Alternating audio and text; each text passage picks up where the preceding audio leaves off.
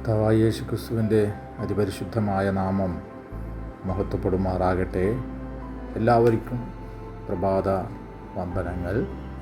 മത്തായി എഴുതിയ സുവിശേഷം 1-ാം അധ്യായം അതിൻ്റെ 21-ാമത്തെ വാക്യം. അവൾ ഒരു മകനെ പ്രസവിക്കും, അവൻ തൻ്റെ ജനത്തെ അവരുടെ പാപങ്ങളിൽ നിന്ന് രക്ഷിക്കുവാനിരിക്കൊണ്ട് നീ അവന് യേശു എന്ന പേരിടണം എന്ന് പറഞ്ഞു. യേശു ക്രിസ്തുവിൻ്റെ ജനനത്തിന് തൊട്ടു മുമ്പ് നടന്ന സംഭവമാണിത്. യേശുവിൻ്റെ അമ്മയായ മറിയം പരിശുദ്ധാത്മാവിനാൽ ഗർഭിണിയായി എന്ന് മനസ്സിലാക്കിയ യോസേഫ് അവളെ രഹസ്യമായി ഉപേക്ഷിക്കാൻ തീരുമാനിച്ചു. എന്നാൽ കർത്താവിൻ്റെ ദൂതൻ സ്വപ്നത്തിൽ യോസേഫിന് പ്രത്യക്ഷപ്പെടുകയും മറിയത്തെ സ്വീകരിക്കാൻ അവനോട് നിർദ്ദേശിക്കുകയും ചെയ്തു. ആ ദൂതൻ യോസേഫിനോട് പറഞ്ഞ വാക്കുകളാണത്. യേശു, ജീസസ്, എബ്രായ ഭാഷയിൽ യേശു എന്നാൽ യഹോവ രക്ഷിക്കുന്നു അല്ലെങ്കിൽ രക്ഷകൻ എന്നാണ്. അവൻ ജനിച്ചത് ഒരു പ്രത്യേക ഉദ്ദേശത്തോടു കൂടിയാണ്. അതായത് തൻ്റെ ജനത്തെ അവരുടെ പാപങ്ങളിൽ നിന്ന് വിടുവിക്കുക അഥവാ രക്ഷിക്കുക എന്നാണ് അതിൻ്റെ ദൗത്യം. ഒന്ന്, പാപമോചനം.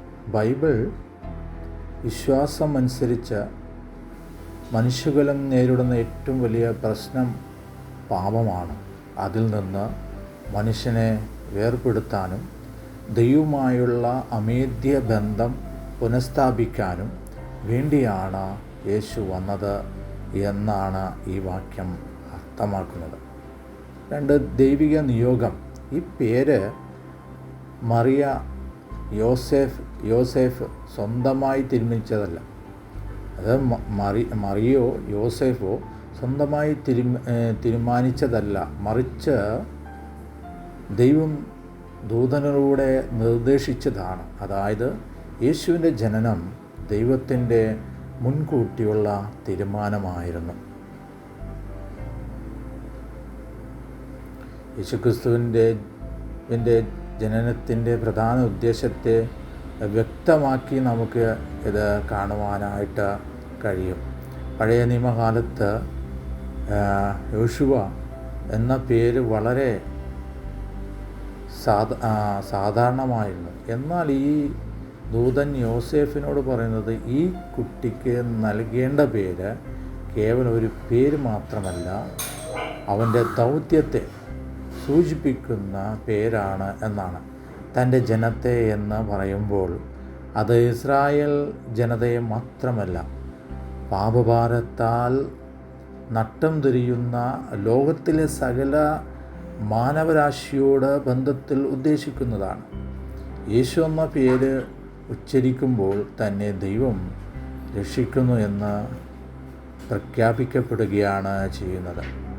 അതായത് പഴയ നിയമകാലത്ത് എന്ന് പറയുമ്പോൾ അവിടെ യോശുവ എന്ന പേര് വളരെ സാധാരണമായിരുന്നു. എന്നാൽ അതിനോട് ചേർന്ന് നാം ചിന്തിക്കുമ്പോൾ കർത്താവിൻ്റെ ഈ വരവിന് അല്ലെങ്കിൽ ദൈവത്തിൻ്റെ പുത്രനെ ഈ ഭൂമിയിലേക്ക് അയക്കുന്നതിന് വളരെ ഉദ്ദേശമുണ്ട്. ദൈവത്തിൻ്റെ വലിയൊരു പരമാധികാരത്തെ അല്ലെങ്കിൽ ദൈവത്തിൻ്റെ വലിയൊരു അവൻ്റെ വാഗ്ദത്തത്തെ നിറവേറ്റുകയാണ് ദൈവം ചെയ്തത്.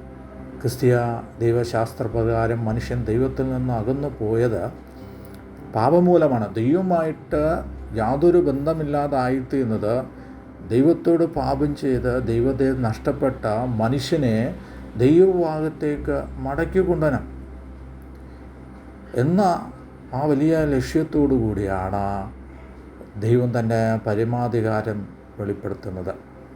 ഒന്ന്, പാപത്തിൻ്റെ ശിക്ഷയിൽ നിന്ന് പാപത്തിൻ്റെ ഫലം, അതായത് പാപത്തിൻ്റെ ഫലം മരണമാണ്. ഈ ശിക്ഷയിൽ നിന്ന് മനുഷ്യനെ മോചിപ്പിക്കാനാണ് യേശു കുരിശിൽ മരിച്ചത് എന്ന് വിശ്വസിക്കപ്പെടുന്നു. 2, പാപത്തിൻ്റെ ശക്തിയിൽ നിന്ന് ദൈനംദിന ജീവിതത്തിൽ പാപത്തിന് അടിമയായിരിക്കുന്ന മനുഷ്യനെ വിശുദ്ധ ജീവിതം നയിക്കാൻ പ്രാപ്തനാക്കുക എന്നതാണ് യേശുവിൻ്റെ രക്ഷയുടെ മറ്റൊരു വശം.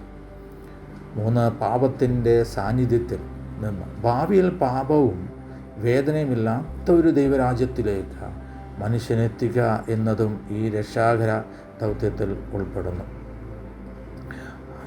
മത്തായി തൻ്റെ സുവിശേഷം എഴുതിയ പ്രധാനമായും യഹൂദരോടാണ്. അവർ ദീർഘകാലമായി ഒരു മിശിഹയെ, ഒരു രക്ഷകനെ കാത്തിരിക്കുകയായിരുന്നു.